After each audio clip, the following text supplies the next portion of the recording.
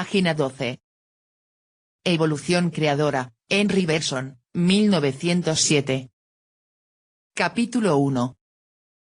De la evolución de la vida. Mecanicismo y finalidad. 1.1. Soy consecuencia del pasado.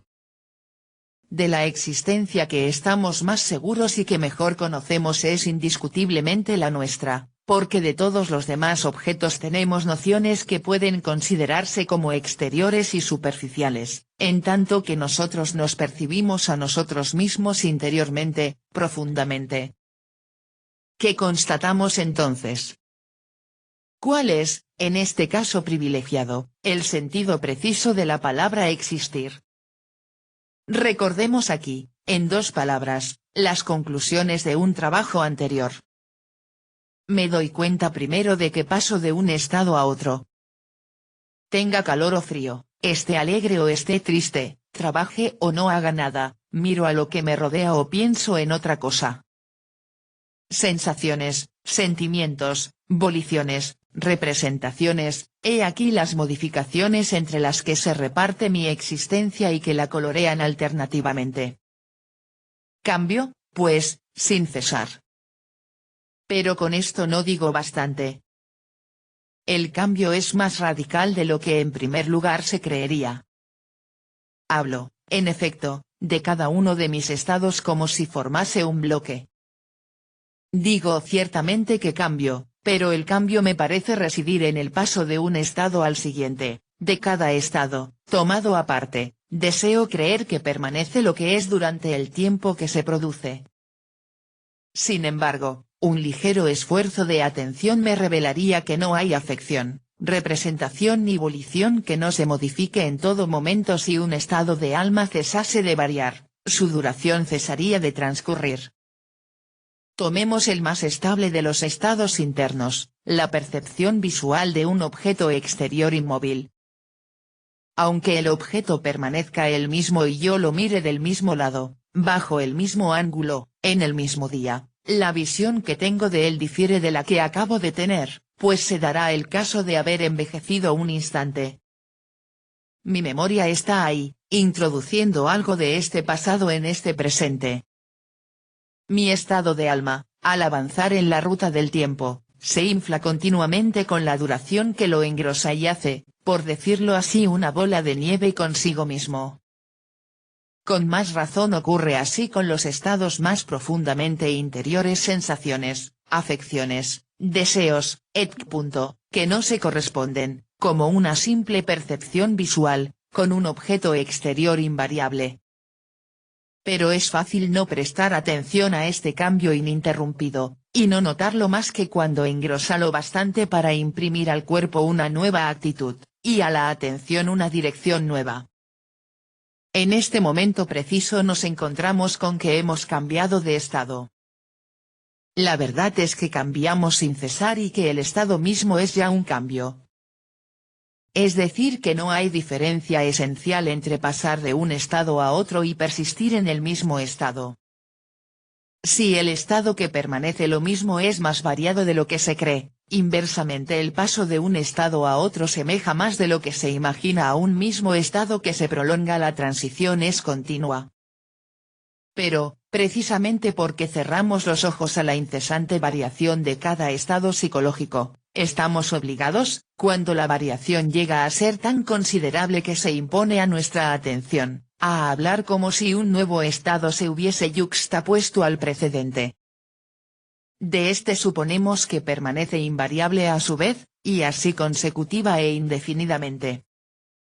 La aparente discontinuidad de la vida psicológica estriba, pues, en que nuestra atención se fija sobre ella por una serie de actos discontinuos, donde no hay más que una pendiente dulce, creemos percibir, siguiendo la línea rota de nuestros actos de atención, los peldaños de una escalera.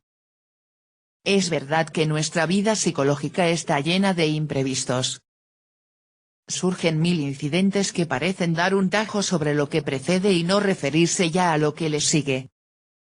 Pero la discontinuidad de sus apariciones se destaca sobre la continuidad de un fondo en el cual se dibujan y al que dan la sinfonía los golpes de tambor que suenan de cuando en cuando.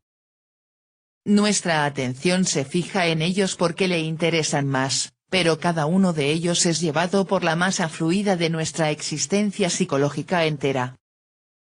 Cada uno de ellos no es más que el punto mejor iluminado de una zona móvil que comprende todo lo que sentimos, pensamos, queremos, todo lo que somos, en fin, en un momento dado. Es esta zona entera la que constituye, en realidad, nuestro estado. Ahora bien, de los estados así definidos puede decirse que no son elementos distintos. Se continúan unos a otros en un transcurso sin fin. Pero como nuestra atención los ha distinguido y separado artificialmente, está obligada a reunirlos enseguida por un lazo artificial. Imagina así un yo amorfo, indiferente, inmutable, sobre el que desfilarían o se enhebrarían los estados psicológicos que ella ha erigido en entidades independientes. Donde hay una fluidez de matices fugaces que montan unos sobre otros, ella percibe colores vivos y, por decirlo así, sólidos, que se yuxtaponen como las perlas variadas de un collar. Es forzoso suponer entonces un hilo, no menos sólido, que retendría conjuntamente las perlas. Pero si este sustrato incoloro es coloreado sin cesar por lo que le recubre, resulta para nosotros, en su indeterminación, como si no existiese. Ahora bien, no percibimos precisamente más que lo coloreado, es decir, estados psicológicos. A decir verdad, este sustrato no es una realidad, es, para nuestra conciencia, un simple signo destinado a recordarle sin cesar el carácter artificial de la operación por la que la atención yuxtapone un estado a un estado, allí donde hay una continuidad que se desarrolla. Si nuestra existencia se compusiese de estados separados de los que un yo impasible tuviese que realizar la síntesis, no habría para nosotros duración. Porque un yo que no cambia no dura, y un estado psicológico que permanece idéntico a sí mismo, en tanto no es reemplazado por el estado siguiente, no dura ya. Por más que, desde entonces, se alineen estos estados unos al lado de otros sobre el yo que los sostiene, jamás estos sólidos enfilados sobre lo sólido producirán esa duración que transcurre. La verdad es que se obtiene así una imitación artificial de la vida interior, un equivalente estático que se prestará mejor a las exigencias de la lógica y del lenguaje, precisamente porque se habrá eliminado de él el tiempo real. Pero en cuanto a la vida psicológica, tal como ella se desarrolla en los símbolos que la recubren, se percibe sin dificultad que es su trama misma. No hay por lo demás trama más resistente ni más sustancial. Porque nuestra duración no es un instante que reemplaza a un instante, entonces, no habría nunca otra cosa que el presente, no habría prolongación del pasado en lo actual, ni evolución, ni duración concreta. La duración es el progreso continuo del pasado que corroe el porvenir y que se dilata al avanzar. Desde el momento en que el pasado aumenta sin cesar, se conserva también indefinidamente. La memoria, como hemos tratado de probar, no es una facultad de clasificar recuerdos en el cajón de un armario o de inscribirlos en un registro. No hay registro ni cajón, no hay incluso aquí, hablando con propiedad, una facultad, porque una facultad se ejercita intermitentemente, cuando quiere o cuando puede, en tanto que el amontonamiento del pasado sobre el pasado se prosigue sin tregua. En realidad, el pasado se conserva por sí mismo, automáticamente. Todo entero, sin duda, nos sigue a cada instante, lo que hemos sentido, pensado, querido desde nuestra primera infancia, está ahí, pendiendo sobre el presente con el que va a unirse, ejerciendo presión contra la puerta de la conciencia que querría dejarlo fuera. El mecanismo cerebral está hecho precisamente para hacer refluir su casi totalidad en lo inconsciente y para no introducir en la conciencia más que lo que por naturaleza está destinado a iluminar la situación presente, a ayudar a la acción que se prepara, a dar, en fin, un trabajo útil. A lo más, recuerdos de lujo alcanzan a pasar de contrabando por la puerta entreabierta. Y ellos, mensajeros de lo inconsciente, nos advierten de lo que arrastramos detrás de nosotros sin saberlo. Pero incluso aunque no tuviésemos la idea distinta, sentiríamos vagamente que nuestro pasado nos permanece como presente. ¿Qué somos, en efecto? ¿Qué es nuestro carácter, sino la condensación de la historia que hemos vivido a partir de nuestro nacimiento, antes incluso de nacer, ya que traemos con nosotros disposiciones prenatales? Sin duda, no pensamos más que con una pequeña parte de nuestro pasado, pero es con nuestro pasado entero, comprendida en él nuestra curvatura original del alma, con el que deseamos, queremos y actuamos. Nuestro pasado se manifiesta pues íntegramente a nosotros por su impulso y en forma de tendencia, aunque solamente una débil parte se convierta en representación. De esta supervivencia del pasado resulta la imposibilidad, para una conciencia, de atravesar dos veces el mismo estado. Aunque las circunstancias sean las mismas, ya no actúan sobre la misma persona, puesto que la toman en un nuevo momento de su historia. Nuestra personalidad, que se construye a cada momento con la experiencia acumulada, cambia sin cesar. Al cambiar, impide que un estado, aún idéntico a sí mismo en superficie, se repita en profundidad. Y por ello nuestra duración resulta irreversible. No podríamos revivir una parcela suya, porque sería preciso comenzar por borrar el recuerdo de todo lo que ha seguido. Podríamos, en rigor, borrar este recuerdo de nuestra inteligencia, pero no de nuestra voluntad. Así, nuestra personalidad se desarrolla, crece, madura incesantemente. Cada uno de sus momentos es algo nuevo que se añade a lo anterior. Vayamos más lejos, no se trata solamente de algo nuevo, sino de algo imprevisible. Sin duda, mi estado actual se explica por lo que había en mí y por lo que actuaba sobre mí hace un poco. No encontraría otros elementos en el análisis. Pero una inteligencia, incluso sobrehumana, no hubiese podido prever la forma simple, indivisible, que da a estos elementos completamente abstractos su organización concreta. Porque prever consiste en proyectar en el porvenir lo que se ha percibido en el pasado, o en representarse para más tarde una nueva ensambladura, en otro orden, de los elementos ya percibidos. Pero lo que no se ha percibido nunca y lo que es al mismo tiempo simple, resulta necesariamente imprevisible. Ahora bien, tal es el caso de cada uno de nuestros estados, considerado como un momento de una historia que se desarrolla, es simple, y no puede haber sido percibido ya, puesto que concentra en su indivisibilidad todo lo percibido junto con lo que, además, le añade el presente. Es un momento original de una no menos original historia. El retrato terminado se explica por la fisonomía del modelo, por la naturaleza del artista, por los colores disueltos sobre la paleta, pero, incluso con el conocimiento de lo que lo explica, nadie, ni aun el artista, hubiese podido prever con exactitud lo que sería el retrato, porque el predecirlo hubiese sido producirlo antes de haber sido hecho, hipótesis absurda que se destruye a sí misma. TV escribe. Nadie sabe cómo se verá la fotografía, hasta que la toma y luego la ve. De este modo, conocer el futuro, es absurdo porque no puede vivirse en el futuro, en lo que aún no ha sido. Bergson escribe. Otro tanto ocurre con los momentos de nuestra vida, de la que somos sus artesanos. Cada uno de ellos es una especie de creación. Y lo mismo que el talento del pintor se forma o se deforma, y en todo caso se modifica, bajo la influencia misma de las obras que produce, así cada uno de nuestros estados, al mismo tiempo que sale de nosotros, modifica nuestra persona, siendo como la forma nueva que acabamos de darnos.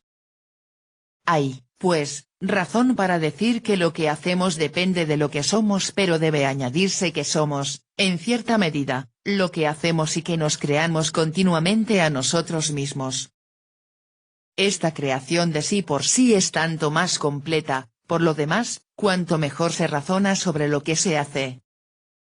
Porque la razón no procede aquí como en geometría, en donde las premisas son dadas una vez por todas, impersonales, y donde se impone una conclusión impersonal.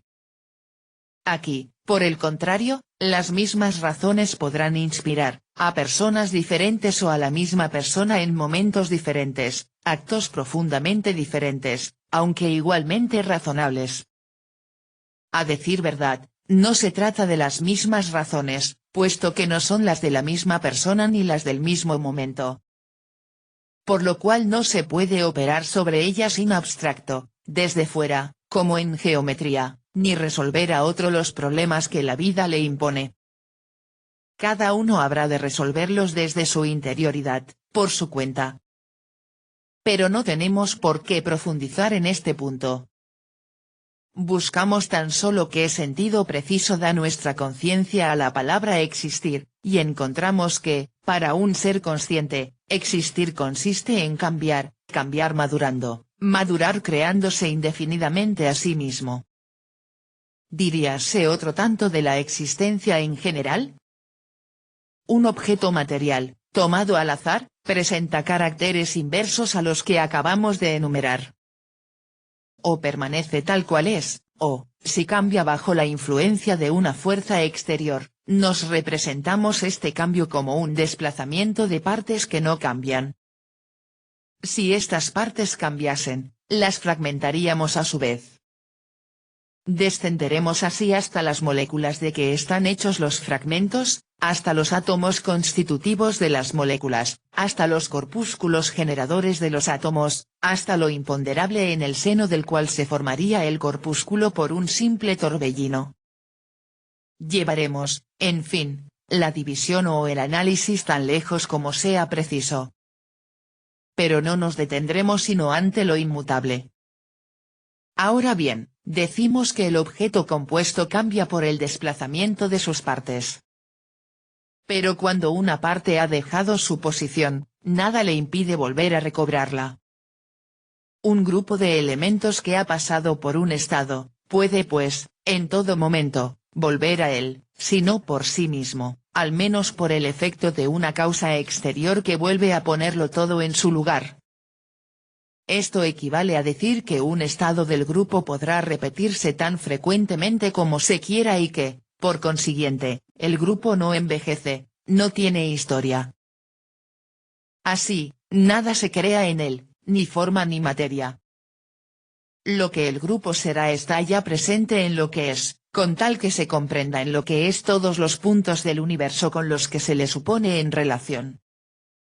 Una inteligencia sobrehumana calcularía, para no importa qué momento del tiempo, la posición de no importa qué punto del sistema en el espacio. Y como no hay nada más en la forma del todo que la disposición de las partes, las formas futuras del sistema son teóricamente visibles en su configuración presente. Toda nuestra creencia en los objetos, todas nuestras operaciones con los sistemas que la ciencia aísla, descansan en efecto sobre la idea de que el tiempo no actúa sobre ellos. Hemos tocado algo de esto en un trabajo anterior. Volveremos de nuevo en el curso del presente estudio. Por el momento limitémonos a hacer notar que el tiempo abstracto atribuido por la ciencia a un objeto material o a un sistema aislado, no consiste más que en un número determinado de simultaneidades, o más generalmente de correspondencias, y que este número permanece el mismo, sea cual sea la naturaleza de los intervalos que separan unas correspondencias de otras. Jamás se presenta la cuestión de estos intervalos cuando se habla de la materia bruta o si se les toma en consideración, es para contar ahí con correspondencias nuevas, entre las cuales podrá pasar todavía todo lo que se quiera. El sentido común, que solo se ocupa de los objetos separados, como también la ciencia, que no considera más que sistemas aislados, se coloca en los extremos de los intervalos y no a lo largo de los intervalos mismos. Por lo cual podríamos suponer que el flujo del tiempo tomó una rapidez infinita, que todo el pasado, el presente y el porvenir de los objetos materiales o de los sistemas aislados se hizo patente de una vez en el espacio, nada habría que cambiar ni en las fórmulas del sabio ni incluso en el lenguaje del sentido común. El número t significaría siempre lo mismo. Contaría todavía con el mismo número de correspondencias entre los estados de los objetos o de los sistemas y los puntos de la línea plenamente trazada que sería ahora el curso del tiempo. Sin embargo, la sucesión es un hecho indiscutible, incluso en el mundo material. Nuestros razonamientos sobre los sistemas aislados en vano implicarán que la historia pasada, presente y futura de cada uno de ellos sea explicable toda de una vez. Como desplegada en abanico esta historia se desenvuelve poco a poco, como si ocupase una duración análoga a la nuestra. Si deseo prepararme un vaso de agua azucarada, por más que haga, debo esperar a que el azúcar se disuelva. Este hecho sin importancia está lleno de enseñanzas.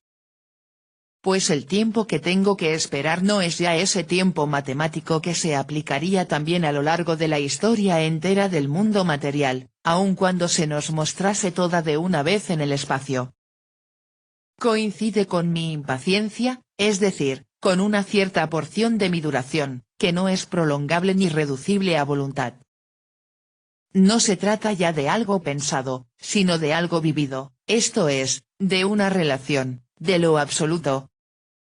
Y no equivale a decir que el vaso de agua, el azúcar, y el proceso de disolución del azúcar en el agua son sin duda abstracciones, y que el todo en el que están recortados por mis sentidos y mi entendimiento progresa quizás a la manera de una conciencia. Página 19.